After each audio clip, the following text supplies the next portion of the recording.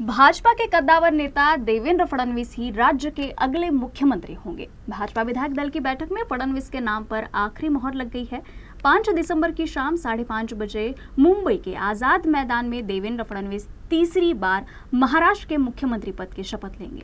खास बात तो यह है कि वो राज्य के पहले ऐसे नेता है जो मुख्यमंत्री के बाद उप मुख्यमंत्री बने और अब फिर से मुख्यमंत्री बन रहे हैं। ये चुनाव महाराष्ट्र की राजनीति में एक दिशा लेकर आया है। प्रचंड जीत के बाद महायुति ने सत्ता में वापसी की है। वैसे तो 15वीं विधानसभा चुनाव का परिणाम 23 नवंबर को ही घोषित हुआ, लेकिन सीएम पद को लेकर शुरू सस्पेंस को खत्म होने में 11 दिन का वक्त लगा। चर्चाएं थी कि इस बार भाजपा महाराष्ट्र में मराठा या ओबीसी चेहरे पर दांव लगा सकती है, क्योंकि विधानसभा चुनाव में भी महायुति को मराठाओं का जबरदस्त समर्थन मिला है। लेकिन आखिरकार पार्टी के स्वर्ण नेता देवेंद्र फडणवीस को ही सीएम का ताज पहनाया।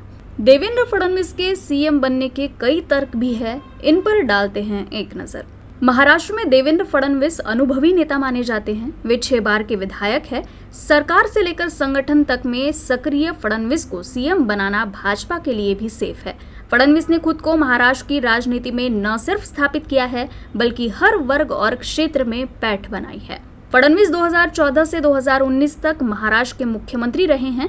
तब वो 44 वर्ष के थे। खास बात तो यह है कि राज्य में सबसे कम उम्र के मुख्यमंत्री बनने वाले दूसरे युवा नेता हैं, जबकि दूसरी बार अक्टूबर 2019 में सीएम पद की शपथ ली थी। हालांकि 3 दिन बाद उन्हें इस्तीफा देना पड़ा था।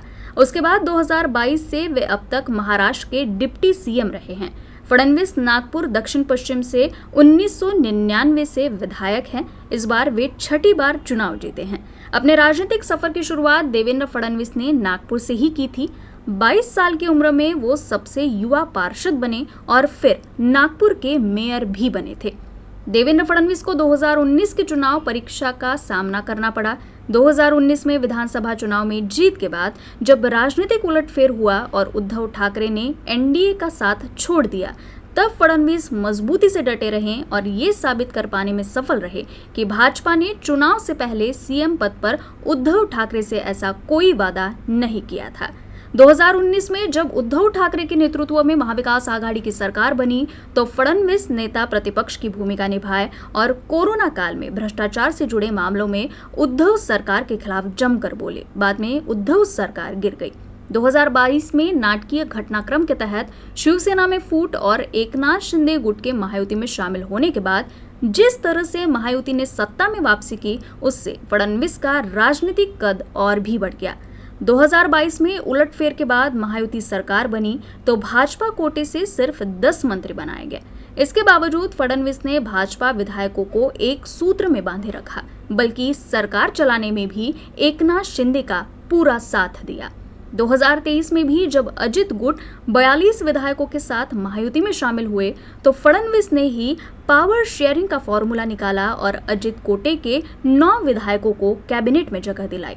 खास बात ये रही कि भाजपा शिवसेना के किसी मंत्री की छुट्टी नहीं की गई, बल्कि अजित गुट को सत्ता में हिस्सेदारी देने के लिए फडणवीस से तालमेल बिठाते हुए भाजपा ने सबसे ज्यादा अपने 6 मंत्रालय छोड़े, जबकि शिंदे गुट ने भी 5 मंत्रालय छोड़े थे। लेकिन 2024 के लोकसभा चुनाव में भाजपा को महाराष्ट्र में बड़ा नुकसान हुआ और पार्टी केवल 9 सीटें ही जीत सकी, जबकि 2019 में भाजपा के 23 सांसद चुने गए थे। 6 महीने बाद ही विधानसभा चुनाव में फडणवीस के नेतृत्व में भाजपा ने जोरदार वापसी की। इस विधानसभा चुनाव में एनडीए के सामने चुनौतियां कम नहीं थी। सीट शेयरिंग से लेकर उम्मीदवारों के नाम और जातीय समीकरणों तक को ध्यान में रखा गया, और ये सब फडणवीस के सलाह पर महायुति नेताओं ने मिलकर समाधान निकाला। महायुति की एकजुटता ने इस विधानसभा चुनाव में रिकॉर्ड जीत हासिल की और महाविकास आघाड़ी सिर्फ 49 सीटों पर सिमट गई। यही समीकरण रहे हैं कि भाजपा शीर्ष नेतृत्व ने देवेंद्र फडणवीस को सीएम पद पर ताज फिर से पहनाने का निर्णय लिया है। सरिता राजन, यूसीएन न्यूज, नागपुर।